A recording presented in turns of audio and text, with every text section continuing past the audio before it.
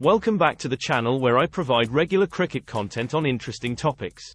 Today's video is the first of two where I am running down who I believe to be the best left-handed players in Test cricket history.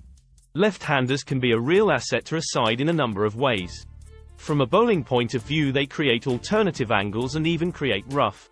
As batsmen, they can be a nightmare for captains and bowlers, having to constantly adjust their fields and lines. So this is a list of those who I think have done it the best over the history of Test cricket. Firstly, one quick ground rule in that to be included in this list, the player has to play an aspect of cricket left-handed. The fact that, say, a player may right and throw right-handed does not rule him out if, crucially, he bats left-handed.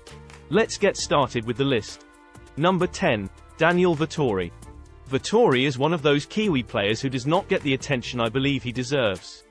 He was a skilled left-arm orthodox bowler who had excellent flight and control. Over the course of his Test career, he took 362 wickets with 20 instances of 5 or more in an innings. There is no skirting around the fact that he has a modest bowling average of 34, but what he brought to the table in addition was batting ability.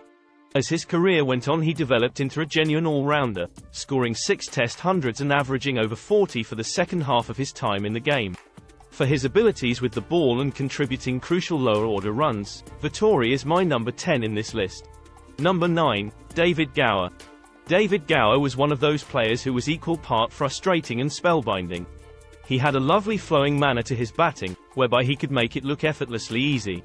His cover drive was a thing of beauty, to the point that I included him in my greatest cover drivers of all time.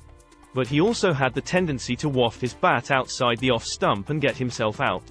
Lazy journalists called him laid back, but you don't score 8,200 Test runs without having the ability to knuckle down and show determination. He was probably at his peak in the 1985 Ashes series when he scored 732 runs at an average of 81. He was an excellent player of spin bowling, as demonstrated with his average in Asia being 56.9, but he scored runs all over the world. Ultimately, Gower retired early so to pursue a career in the commentary booth, something which has garnered him fans across the globe. But for his global run scoring and gorgeous cover drives, David Gower comes in at number 9 in my left-handers list. Number 8. Matthew Hayden. Hayden for me has been one where I have consistently struggled to know where to place. On one hand, he has a record to die for, scoring mountains of runs year on year. But on the other hand, he was known as a bit of a flat-track bully, and filled his boots on bowling from the likes of Zimbabwe. But whichever way I spin it, he was a huge player for Australia over a long period in the game and deserves the recognition of being on this list. Hayden has etched his name in the record books on more than one occasion. His name is actually alongside a certain Donald Bradman after scoring 400s in a row, twice. He also broke the calendar year Australian record in 2001. When all was said and done, Hayden had scored 8,600 runs at an average north of 50 with a very impressive 30 hundreds.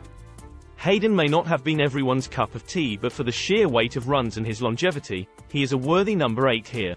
Number 7. Clive Lloyd. West Indian cricketing royalty now, and someone who perhaps I have not given enough credit to on the channel in the past.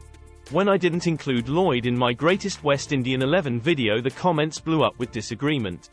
Well, I can confirm that today I am going to right that wrong and give the great man the fanfare he deserves. Before touching on his batting achievements, it is worth mentioning what a job he did as captain. Many people credit Lloyd with turning the West Indies side into the powerhouse it became in the 70s and 80s. With the bat, he was a giant presence in the West Indian lineup. At his best, Lloyd was a flamboyant destroyer of bowling. His heavy bat, powerful shoulders and full swing of the arms could turn the course of any game. A couple of stats jump out at me when reviewing the great Lloyd. Firstly was the fact that his average and performances were almost identical both home and away. Secondly was the fact that his batting prowess improved dramatically when he was captain, to the point that he averaged 51 with the captaincy on his shoulders.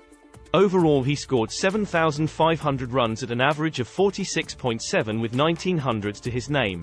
For his global accomplishments and a no-nonsense style of batting, Lloyd is a welcome number 7 in this list. Number 6. Alan Border. The Australians seem to have a bit of a knack for producing excellent left-handed batsmen, and Border was one out of the top draw. For any player who played 156 Test matches, a review can turn into a bit of a stat fest, so I will try and avoid that. There are however a few gems in which I need to point out. Firstly, there is the fact that at the moment he hung up his gloves, no cricketer in history had scored more Test runs. He played an unbroken streak of 153 games, and although his tally has since been passed, when he retired he had been a Test captain more times than anyone else in history. With a bat in hand, he was a rugged, determined player who seemed to value his wicket as highly as it deserved. He had an average of 65 in England and 54 in Asia, showing that he was capable to adapt to whatever conditions he was presented with. He was also a vastly underused left-arm bowler, once taking 11 wickets in a match versus the West Indies, and finishing with a more than respectable average of 39 in Tests. For his gritty, life-on-the-line style of batting, the great Alan Border is a worthy number 6 in this list. That wraps up part 1 of this 2-part series, and I can confirm that there are some absolute belters in my top 5. Feel free to spam away in the comments in terms of who you think I have included in my top 5, anyone who guesses them all gets a shout out in the video. As ever, thank you all so much for watching and participating.